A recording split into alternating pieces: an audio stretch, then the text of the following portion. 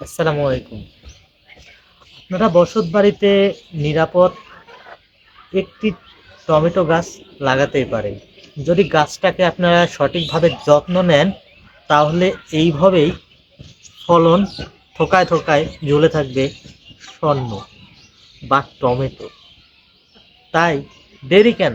বসত বাড়িতে আপনারা অন্তত একটা হলেও টমেটো গাছ লাগাতে পারেন, যদি নিরাপদ সবজি খেতে চান। আসসালামু আলাইকুম।